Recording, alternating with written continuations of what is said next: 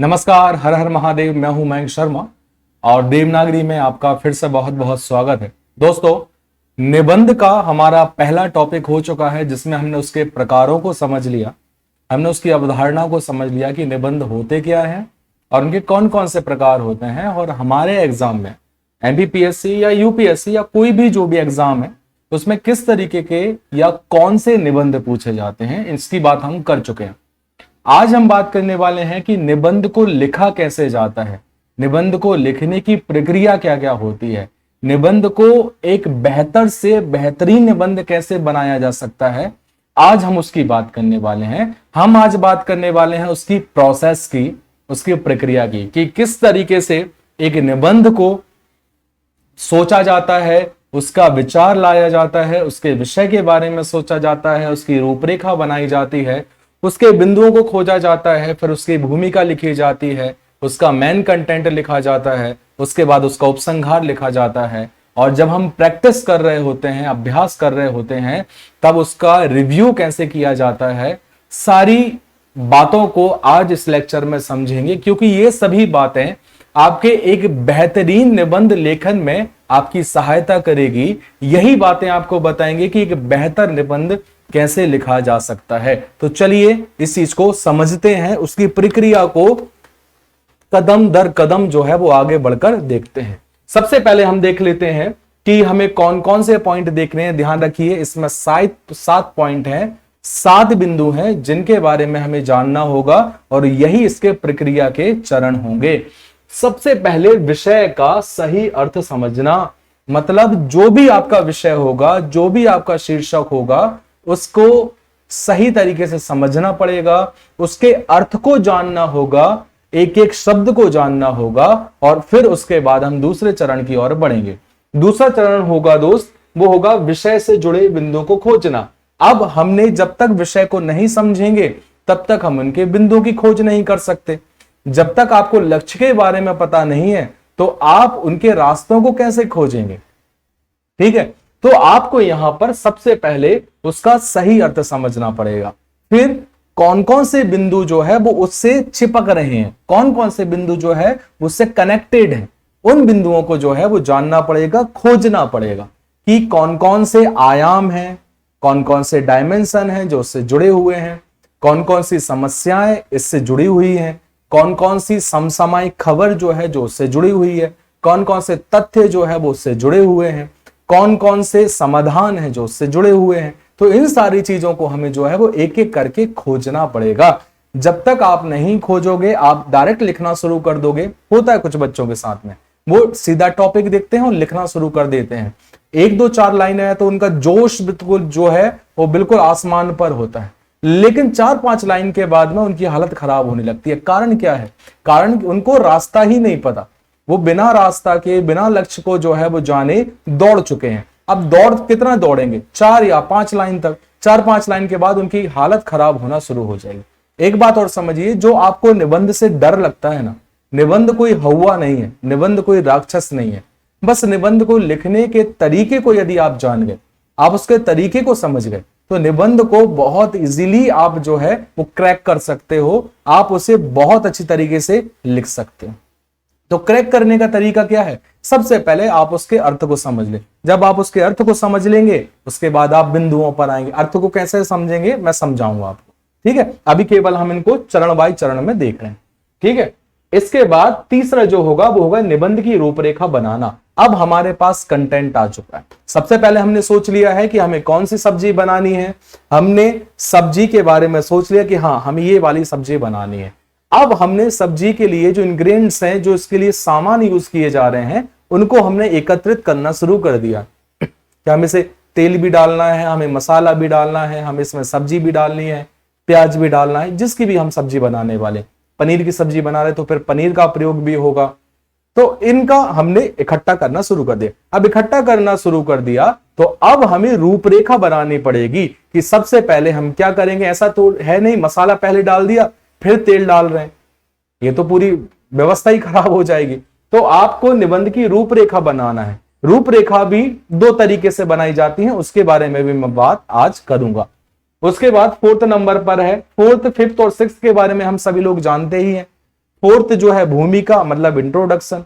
जब भी हम किसी भी जैसे सामान्य तौर पर मैंने क्लास शुरू की और क्लास शुरू करने के पहले मैंने अपना इंट्रोडक्शन दिया, मैंने कहा नमस्कार मैं हूं मयंक शर्मा और देवनागरी में आपका स्वागत करता हूं। तो ये क्या हुआ, एक इंट्रोडक्शन हुआ, मैंने अपने बारे में बताया। मैं थोड़ा और यदि ये क्लास पहली होती तो मैं अपने बारे में और बता देता कि भाई मैंने ये किया हुआ है, मैं इतने वर्षों से पढ़ा रहा हूं, मैंने जो है वो ये एग्जाम भी दिया है, मैंने ये एग्जाम भी दिया है, मैं इसके मेंस तक भी पहुंचा हूं, तो मैं अपने बारे में और बता देता। तो ये क्या है, एक प्रकार का इंट्रोडक्शन। अब जब दूसरा आता है मुख्य विषय वस्तु मतलब मेन बॉडी। मेन बॉडी का मतलब होता है कि जो हमें दिया गया है, जो हमें टॉपिक दिया गया है उसके ऊपर बात करना। मतलब अब मैं आपसे क्यों मिल रहा हूं, मैं आपसे जिस कारण मिल रहा हूं मैं उसकी विवेचना करूं। तो सबसे पहले मैंने इंट्रोडक्शन दे दिया खुद का, उसके बाद में मैं आपसे मिल रहा हूं, मैं आपसे बात कर रहा हूं, तो किस कारण कर रहा हूं मैं इसके बारे में बात करूंगा, उसके हर एक पक्ष हर एक आयाम पर बात करूंगा। तो ये क्या होती है, मुख्य विषय वस्तु होती है। और अंततः निष्कर्ष होता है, निष्कर्ष लिखना होता है, मतलब कंक्लूजन होता है कि आप अंत में आप अपनी तरफ से क्या कहना चाहते हैं। ध्यान रखिएगा, जब आप स्वयं का मत देना चाहते हैं तो आप उपसंहार में दे सकते हैं, ठीक है। संक्षेपण या पल्लवन में ऐसा नहीं होता। पल्लवन में खासकर, क्योंकि पल्लवन भी विस्तृत श्रेणी में लिखा जाता है, विस्तृत तौर पर लिखा जाता है, यह भी विस्तृत लिखा जाता है, विस्तार से लिखा जाता है। तो पल्लवन और यदि मैं निबंध में कहूं तो एक बहुत बड़ा अंतर यह है कि पल्लवन में हमें वही लिखना है जो किसी लेखक के द्वारा वो सूक्ति दी गई है, वो कथन दिया गया है, ठीक है। उसने नर और नारी को समान माना है तो हम समान ही बताएंगे, असमान माना है तो असमान ही बताएंगे। लेकिन निबंध में जो कहा है उसमें हम स्वयं का मत अवश्य दे सकते हैं, इसलिए निबंध आवश्यक हो जाता है आपकी परीक्षा के लिए, आपके व्यक्तित्व के लिए। क्योंकि व्यक्तित्व तब तक सही नहीं है, व्यक्तित्व तब तक निखार नहीं मारेगा जब तक आप स्वयं का मत ना दो। आप स्वयं का विवेक का प्रयोग करके आप स्वयं का मत नहीं देंगे, तब तक आपका निबंध निखर नहीं सकता। फिर है 7वें नंबर पर निबंध का पुनरीक्षण करना। निबंध का पुनरीक्षण करने का मतलब क्या है, बहुत सारे बच्चे इसको ये समझ जाते हैं कि भाई हम एग्जाम में लिख रहे हैं, मुख्य परीक्षा में हमने शुरू से लेके आखिरी तक देखा और फिर हमें लगा कि यार ये बीच की लाइन तो गलत हो गई है, या फिर ये जो है वो गलत कर दिया और फिर उसको काट दिया, और जैसे ही आपने काटा काटी शुरू करी आपके नंबर वहीं से कम होना शुरू हो गए। तो आप कहोगे सर फिर करना क्या है, रिव्यू कहां देखना है इसका। रिव्यू देखना है आपकी प्रैक्टिस में, मतलब जब मुख्य परीक्षा से पहले जब आप लगातार प्रैक्टिस कर रहे हैं तो आपको इन 6 बिंदुओं का ध्यान रखकर 7वें बिंदु पर पुनरीक्षण करना है, रिव्यू करना है, जिससे हमें यह पता चल सके कि मैंने गलती कहां की है, मैंने जहां गलती की है मैं उस गलती को सुधारूंगा, मैं उस गलती को वहां पर सही करूंगा और फिर बाद में अपने निबंध को एक बेहतर बना लूंगा। इसलिए यहां पर निबंध का पुनरीक्षण करना होता है। बहुत सारी किताबों में लिखा होता है निबंध का पुनरीक्षण करना। बच्चे समझते हैं कि हमें अभी नहीं करना पुनरीक्षण, हम करेंगे मेंस में। और मेंस जब में आप बैठे हुए हो और आप पुनरीक्षण कर रहे हो ऊपर से नीचे, आपका भाई 500 शब्दों का भी बचा होगा, आपका 1000 शब्द का भी है, आपकी फॉर्मेट राइटिंग भी है, तो आपको इनको भी तो ध्यान रखना है। तो आपको एक एक चीज का ध्यान रखना है कि आप कब करेंगे, तो आप रिव्यू करेंगे आपकी प्रैक्टिस में। यह प्रैक्टिस सेशन वाली बात की गई है। मुख्य परीक्षा में आपको केवल 6 बिंदुओं का ध्यान रखना है, 7वें बिंदु को अपनी प्रैक्टिस में ध्यान रखना है कि आप किस तरीके से लिख रहे हैं। आप चाहें तो किसी को दिखा सकते हैं, किसी को बता सकते हैं, जिससे और बेहतर हो सके। कुछ कमियां हैं तो वो निकलकर आपके सामने आ जाए। ध्यान रखिएगा, हमें शुरू से आखिरी तक इसलिए पढ़ना चाहिए अपनी प्रैक्टिस में क्योंकि फ्लो का भी पता हो। आप अच्छा तथ्य लिख देते हैं, आप हर डायमेंशन में लिख देते हैं। जैसे मानकर चलिएगा बहुत सारे ऐसे लोग होते हैं जिनके अंदर अपार ज्ञान है लेकिन जिन्हें बोलना नहीं आता। बोल रहे हैं तो अटक अटक कर बोल रहे हैं, बोल रहे हैं तो बेहतर शब्दों का प्रयोग नहीं कर रहे हैं, बोल रहे हैं तो कहीं कुछ बोल रहे हैं, कहीं कुछ बोल रहे हैं। तो यहां पर आपको ऊपर से लेके नीचे तक बिल्कुल फ्लो होना चाहिए। पानी को गिराया तो बिल्कुल बहता है ना, फ्लो के साथ होता है, तो वैसा फ्लो के साथ होना चाहिए। इसलिए हमें पुनरीक्षण करना आवश्यक हो जाता है, क्योंकि जो तथ्य आपने पढ़े हैं तो भाई वो तो आप लिख ही दोगे। जो आपको बात पता है तो वो तो आप बोल ही दोगे, बता ही दोगे, लेकिन फ्लो पता नहीं चलता। फ्लो कब पता चलता है? जब आप उसको शुरू से आखिरी तक एक बार पढ़ते हैं। उसके बारे में भी हम बात कर सकते हैं, करेंगे। तो हम सबसे पहले देखेंगे विषय का सही अर्थ समझना। क्या है विषय? विषय ही आपके निबंध की जान है। विषय ही आपके निबंध का जो है वो कोर पॉइंट है, जो आपके शुरू से लेके आखिरी तक चलता रहेगा और आपके निबंध को बेहतर बनाने की कोशिश करता रहेगा। लेकिन कब करेगा? जब आप उस निबंध के टॉपिक को, शीर्षक को समझ जाएंगे।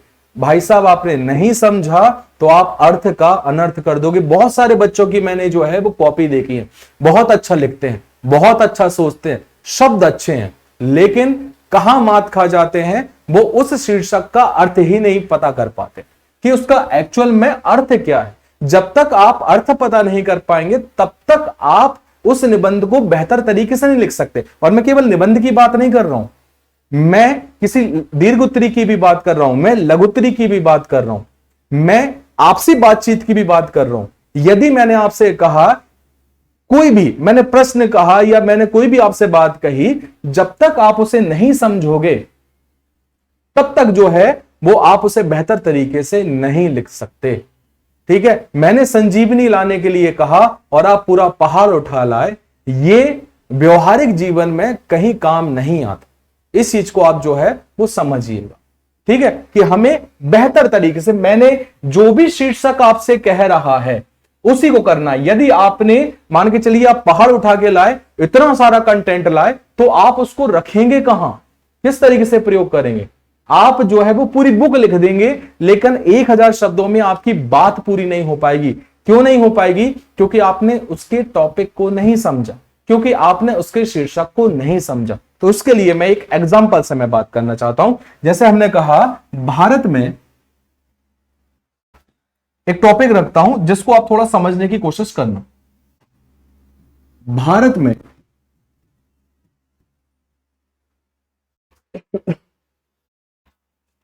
रोजगारोन्मुखी शिक्षा के साथ साथ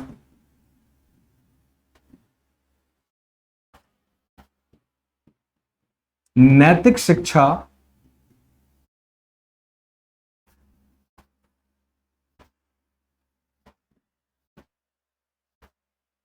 ठीक, नैतिक शिक्षा का महत्व या नैतिक शिक्षा की वृद्धि।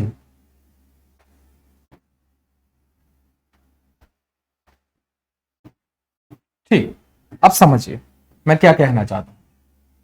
अब जब भी आपके सामने कोई टॉपिक दिया गया, आपके सामने कोई शीर्षक दिया गया, आप एक एक शब्द को देखेंगे, आप एक एक शब्द को समझेंगे और आप जानने की कोशिश करेंगे कि ये कहना क्या चाहते हैं। ठीक है? हां, ध्यान रखिएगा, निबंध में कोई क्राइटेरिया नहीं होता, कोई लिमिट नहीं होती कि आप अपने आयामों को बांध कर रखें। आप अपने आयामों को स्वतंत्र रख सकते हैं, बट कोशिश करें कि यहां पर जो चीजें रखी गई हैं पहले उनको कवर की जाए। उसके बाद में आपके लिए कुछ 2 4 5 लाइनें आप उससे जुड़ी हुई लिखना चाहते हैं तो आप लिख सकते हैं। चलिए पहले जानते हैं क्या कहा। यहां सबसे पहला पॉइंट है दोस्त, वो है भारत में, मतलब स्थिति बता दी गई है, लोकेशन बता दी गई है कि हम कहां के शीर्षक की बात कर रहे हैं। हम भारत की बात कर रहे हैं, हम यूएसए की बात नहीं कर रहे, हम जर्मनी की बात नहीं कर रहे, हम जापान की बात नहीं कर रहे, हम इजराइल की बात नहीं कर रहे, हम भारत की बात कर रहे। तो भारत में, इसके बाद रोजगारोन्मुखी शिक्षा के साथ साथ, इसका मतलब क्या है? इसका मतलब है अभी हम रोजगारोन्मुख हैं। मतलब जब हम एजुकेशन को ले रहे हैं, शिक्षा को ले रहे हैं, तो हमारा उद्देश्य है रोजगार की प्राप्ति होना, सुबह शाम की रोटी खा सकें ऑडी में, ठीक है, रह सके एक बंगले में। ये हमारी चाहत है और इसलिए ही हम एजुकेशन को ले रहे हैं। ठीक है? तो यहां पर हम अपने शरीर को या फिर अपनी आवश्यकताओं की पूर्ति कर सकते हैं, शरीर की आवश्यकताओं की पूर्ति कर सकते हैं, लेकिन हम अपने दिमाग को खाना नहीं दे रहे हैं। ठीक है, तो रोजगारोन्मुख मतलब ये है। लेकिन इन्होंने क्या कहा है, नैतिक शिक्षा की वृद्धि, मतलब नैतिक शिक्षा को बढ़ाना पड़ेगा। ये तो है, रोजगारोन्मुख तो हम हैं ही, लेकिन हमें नैतिक शिक्षा की ओर जाना पड़ेगा। मतलब अभी हम शरीर की आवश्यकता की पूर्ति कर रहे हैं, हमें दिमाग की आवश्यकताओं की पूर्ति करके समाज को और बेहतर बनाना पड़ेगा। कहते हैं कि जब एक अच्छा व्यक्ति होता है तो एक अपराधी अपने आप कम जाता है। क्या कहा कि यदि एक अच्छा व्यक्ति हुआ, नैतिक व्यक्ति हुआ, विवेकशील व्यक्ति हुआ, तो वो दुष्कर्म नहीं करेगा, और दुष्कर्म नहीं करेगा तो एक अपराधी तो वैसे ही कम हो गया ना। तो यहां पर यही कहा जा रहा है कि आप रोजगार की तरफ बढ़िए, बहुत अच्छी बात है, इसको मना नहीं किया गया, ये समझना, इसको मना नहीं किया गया कि भाई रोजगारोन्मुखी शिक्षा को खत्म कर दो, नहीं, उसको भी रखना है। ठीक है, महात्मा गांधी जी ने भी ये बात कही है कि आपको रोजगारोन्मुखी व्यक्ति को बनाना पड़ेगा, नैतिकता के साथ साथ नैतिकता होनी चाहिए, वो विवेकशील होना चाहिए। एक्चुअल में जो विद्या आपको बनाती है, आपके व्यवहार को बनाती है, वैसा आपको बनना पड़ेगा, तब जाके आप बेहतरीन तरीके से काम कर सकते हैं, जीवन यापन कर सकते हैं, समाज को कुछ दे सकते हैं। यदि मैं एपीजे अब्दुल कलाम की बात करूं तो उन्होंने जो शिक्षा प्राप्त की उसके साथ में नैतिकता थी, और नैतिकता थी तो आज भी हम कान पकड़ के उनका नाम लेते हैं। बहुत सारे लोगों के ऊपर बहुत सारे जो है वो बातें कर दी जाती हैं, लेकिन जब भी हम उनका नाम लेते हैं तो बड़े अदब के साथ हम उनका नाम लेते हैं। वो कारण क्या है, क्योंकि उनकी शिक्षा में क्या था, नैतिकता थी, कि वो हमारे सामने देखे, उनका व्यक्तित्व देखता है। ये एक्चुअल में एजुकेशन, ये एक्चुअल में जो है वो शिक्षा है। किसी भी व्यक्ति को हम जब देख लें, ठीक है, उनकी बातों में समझ में आता है। यदि कोई व्यक्ति जो है वो कहीं पर कुछ और कह रहा है, कहीं पर कुछ और कह रहा है, तो हम उसे एजुकेटेड तो मान सकते हैं, लेकिन हम उसमें नहीं कह सकते कि उसके एजुकेशन में कहीं मॉरलिटी होगी, कहीं नैतिकता होगी। कोई व्यक्ति जो है, जैसे मान के चलिए, मैं एक एग्जांपल ले लूं, एक नेता है, जब देखते हैं राजस्थान में उनकी सरकार नहीं है, ठीक है, उनकी सरकार जो है वो एमपी में है, तो राजस्थान में जाकर वो ये कह देते हैं कि यहां पर जो है वो कितने प्रकार से जो है वो भ्रष्टाचार हो रहा है, एग्जाम में जो है वो स्कैम हो रहा है, घोटाला होता है। ठीक है, कुछ बच्चे जो है वो कैसे ही करके पैसा भरते हैं और भर्ती में जो है वो आगे निकल जाते हैं और अधिकारी बन जाते हैं। लेकिन वही व्यक्ति मध्य प्रदेश में आता है और वो जो है वो वही नेता जो है वो कहता है कि मध्य प्रदेश जो है ये अच्छी बात है, मध्य प्रदेश में ये अच्छी बात है, वो स्कैम पर बात नहीं करते। तो क्या ये नैतिकता है?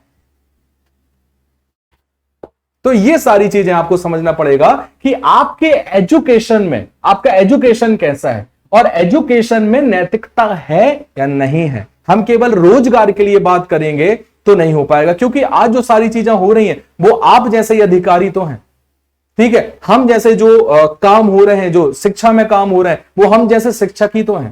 ठीक है, यदि बेकार हो रहा है तो हमारे कारण हो रहा है, अच्छा होगा तो हमारे कारण होगा। एक्चुअल में यदि कोई व्यक्ति अधिकारी भी बना है तो वो इंसान ही तो बने।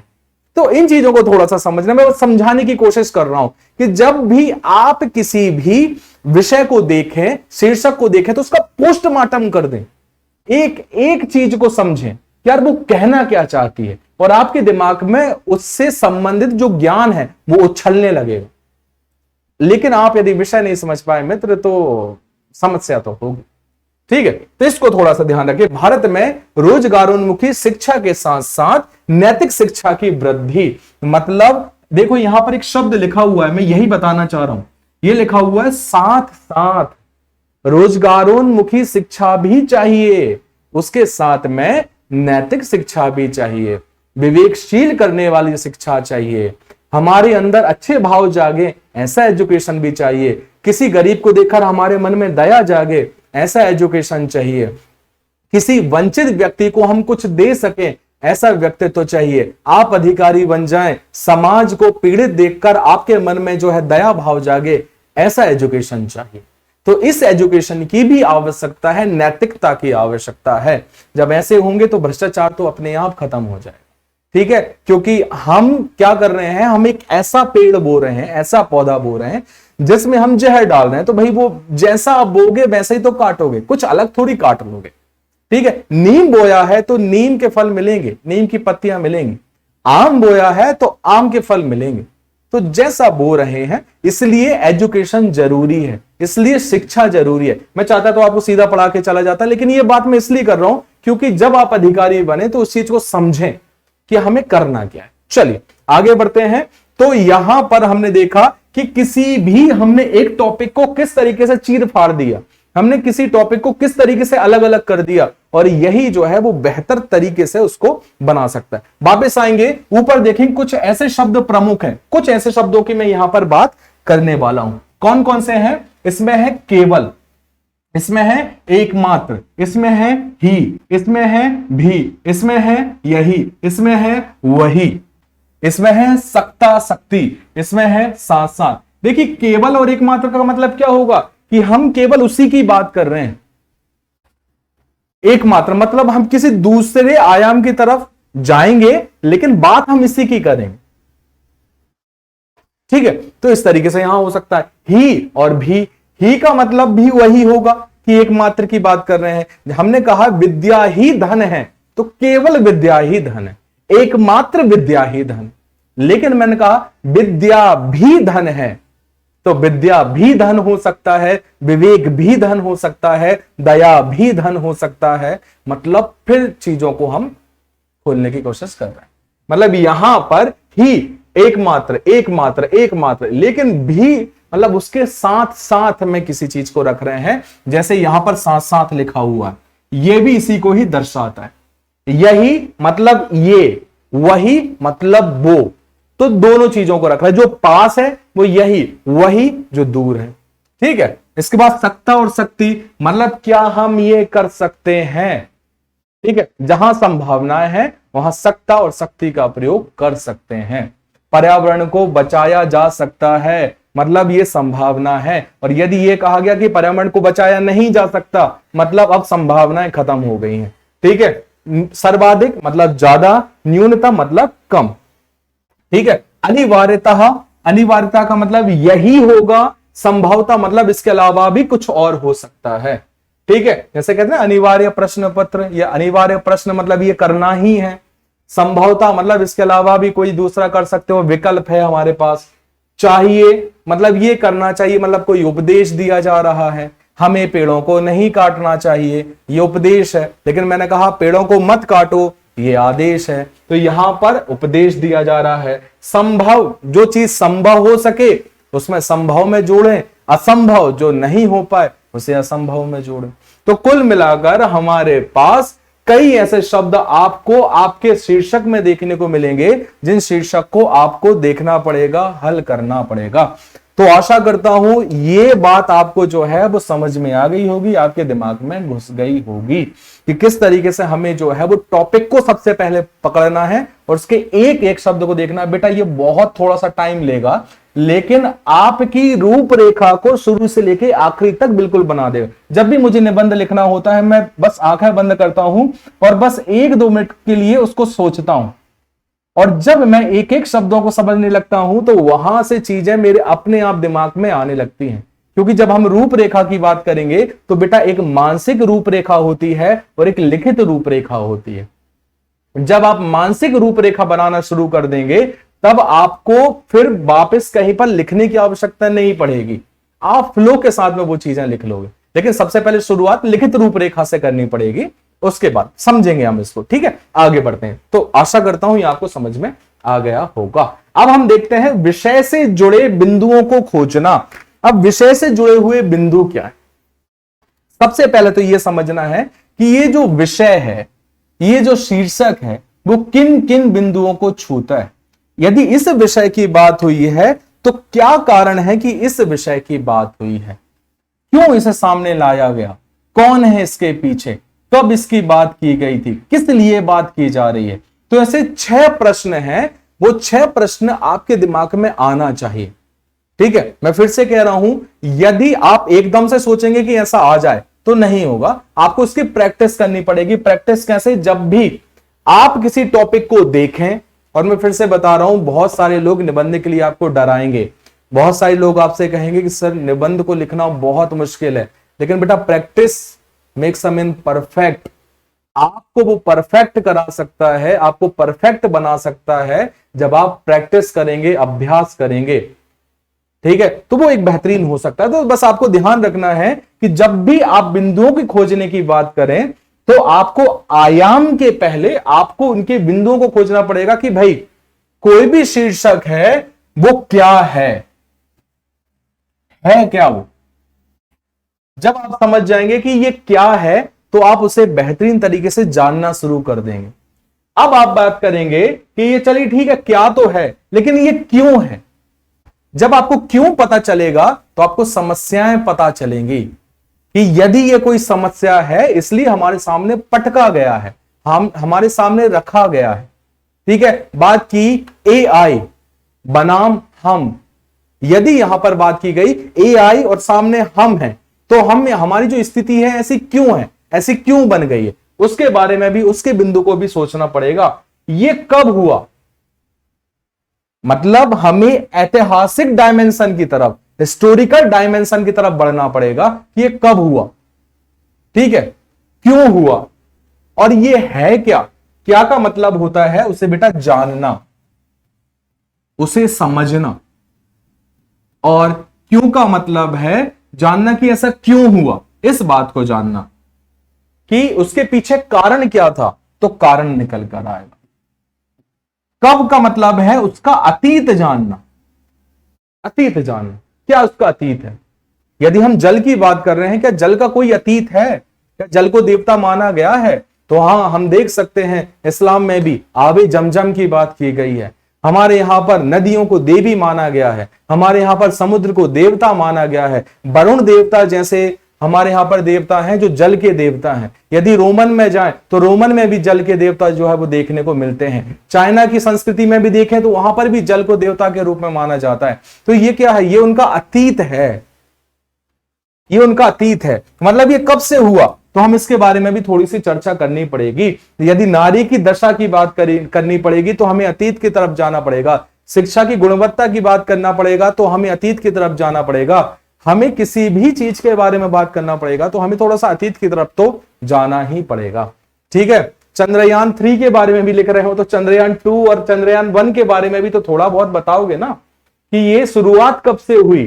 ठीक है, तो ये कब आपको मिलने को, कहां, जगह विशेष की यदि हम बात करें, अभी मैंने कहा ना कि हमारे यहां पर वरुण देवता होते हैं, हम भारत की बात कर रहे हैं। चाइना की संस्कृति में चाइना में कोई देवता होंगे तो हम उस लोकेशन की बात कर रहे हैं, जगह की बात कर रहे हैं। कहां कोई सम्मेलन हुआ तो कहां हुआ, कोई देवता प्रधान है तो कहां हुआ, नारी की दशा खराब हुई तो कहां हुई। तो ये सारा कहां, लोकेशन की बात करना पड़ेगा, जगह की बात करनी पड़ेगी। कौन, कौन मतलब है व्यक्ति विशेष। क्या कोई व्यक्ति उससे जुड़ा हुआ है। ठीक है, हम हमेशा बात करते हैं किसी भी व्यक्ति की जो उससे जुड़ा हुआ है, तो जो जुड़ा हुआ व्यक्ति है वो कौन, कौन को बताएगा, व्यक्ति विशेष को बताएगा। ठीक है, और उसके बाद हम बात करें कैसे।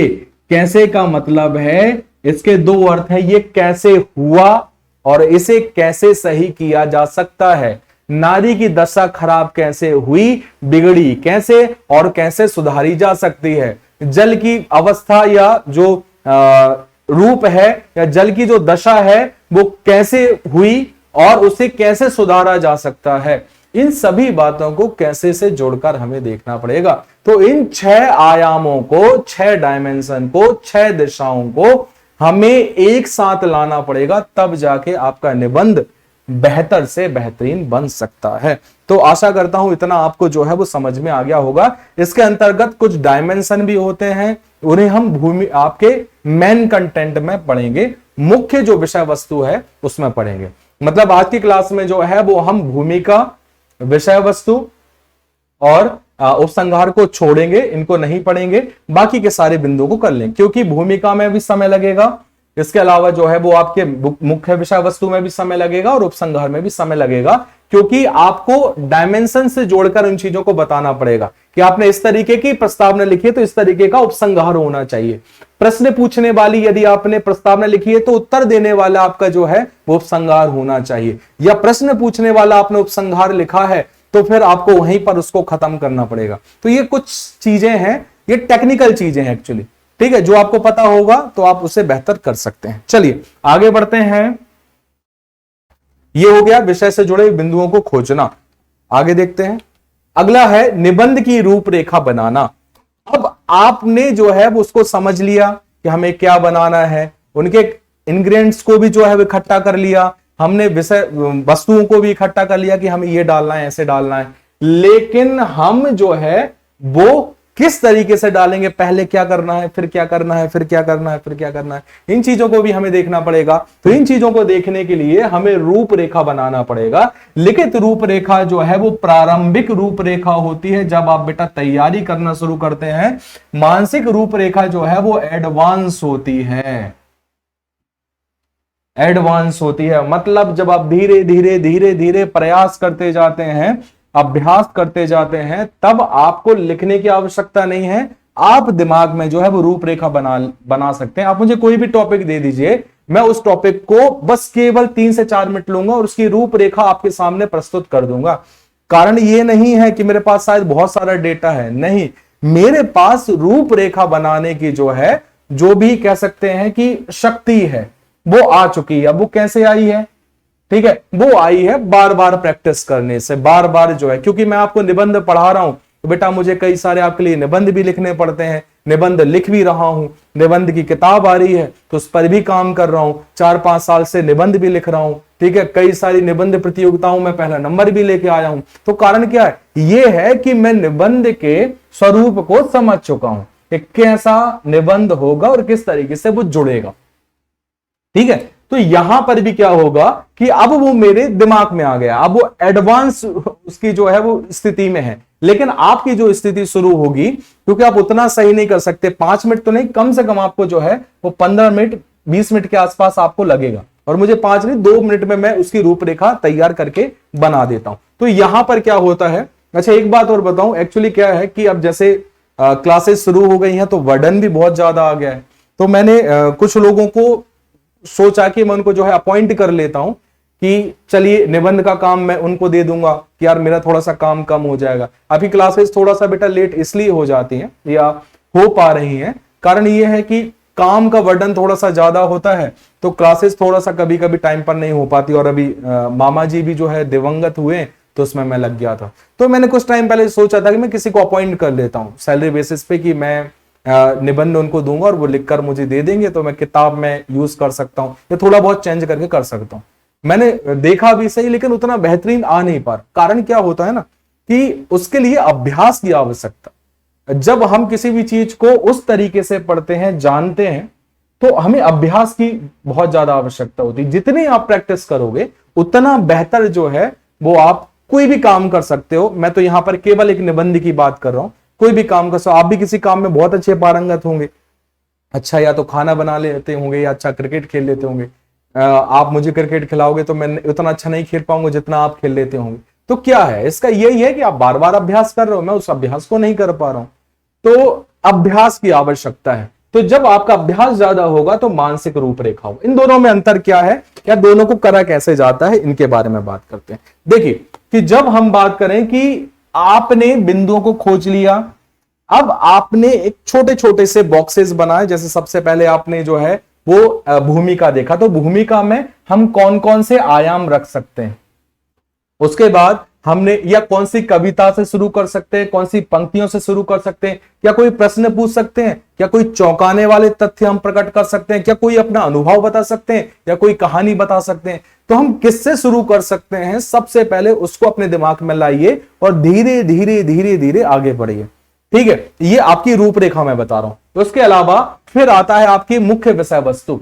मुख्य विषय वस्तु में हमें हर डायमेंशन में बात करनी है। हमें हिस्टोरिकल डायमेंशन की बात करनी है, हमें ज्योग्राफिकल डायमेंशन की बात करनी है, हम इकोनॉमिकल डायमेंशन की बात करनी है, हम स्पिरिचुअल डायमेंशन की बात करनी है, हम रिलीजियस डायमेंशन की बात करनी है।